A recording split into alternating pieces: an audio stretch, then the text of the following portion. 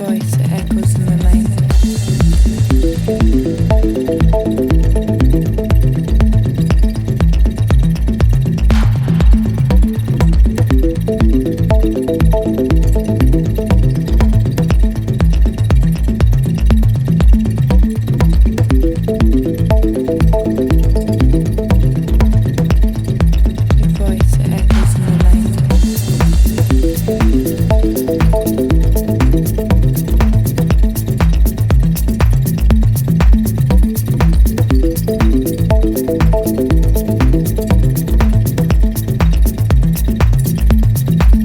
Voice, it echoes in my mind.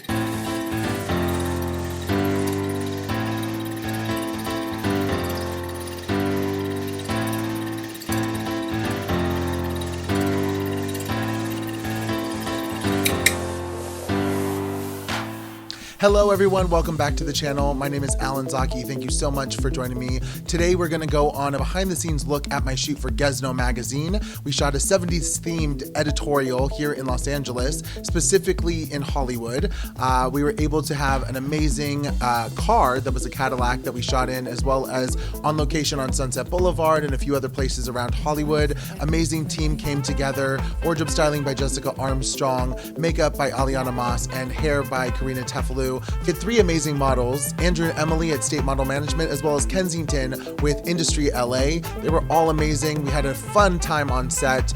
We shot about 7 to 8 looks, which was incredible, and we just wanted to have fun. I wanted this aesthetic to be very much that of a 70s kind of point and shoot party fun, friends getting in the car and going out and checking out the city. We were able to shoot on Sunset Boulevard, actually in front of the historic Crossroads of the World on Sunset Boulevard, and I was able to have some behind the scenes footage that I kind of compiled together, as well as seeing the photos right after this. So please enjoy, and I will break down what I use in order to achieve these looks right after this.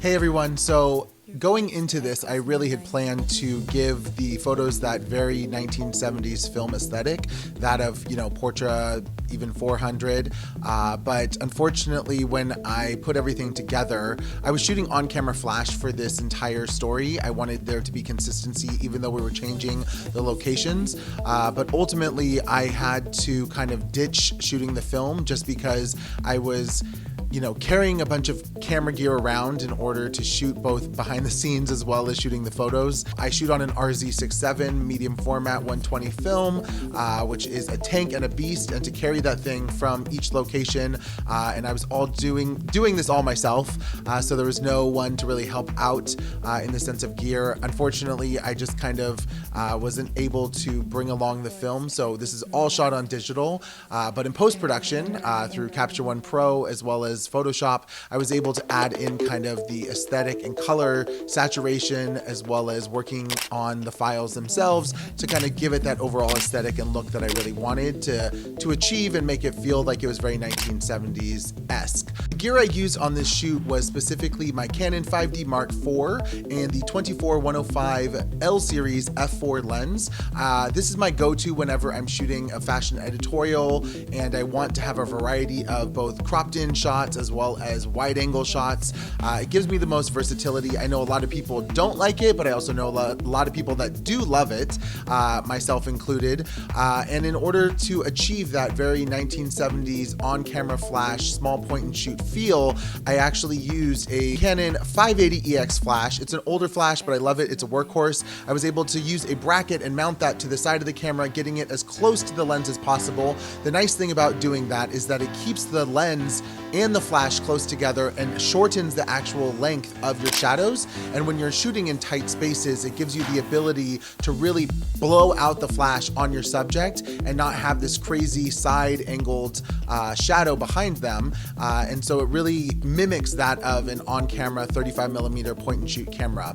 So I was able to shoot kind of a variety of different styles, if you will, or different areas and locations with the models, both in the car, very tight consideration, and then out on the streets of Sunset Boulevard and just overpowering the sun with that on-camera flash. I also used a side turbo battery in order to pump that flash up and give the duration a little bit of a boost.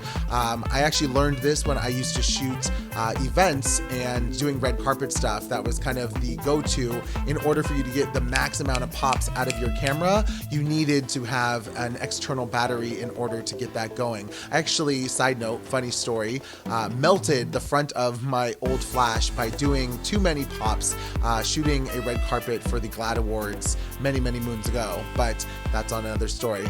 So yes, that was the gear I used, and for the behind the scenes, I was actually able just to use my iPhone and give that great 1080p HD quality, and use the Zhiyun Smooth Q mobile gimbal, and it gave me these incredible smooth shots that I was able to do in between shooting the stills on set, as well as handing it off to my wardrobe stylist or the makeup artist, who were also able to get more behind the scenes of me actually shooting with the models and out on set. So I hope you guys enjoy these behind the scenes videos. You can check all these images out. They'll shortly be on my Instagram, as well as on GEZNO's website and in the pages of their magazine. I hope you enjoyed it, and if you would like more of these types of videos or any tutorials, please go ahead and give this a thumbs up and go ahead and click that subscribe button in order to get more content like this. I'll do my best to do more videos consistently and giving more information. Today's Buddhist quote of the day is, "As long as one has hope, there is nothing one cannot achieve. Everything is born from hope." By my life's mentor, Daisaku Ikeda. Thank you guys for tuning into this week's episode. I'll see you on the next one. Thank you and have a good one. Peace.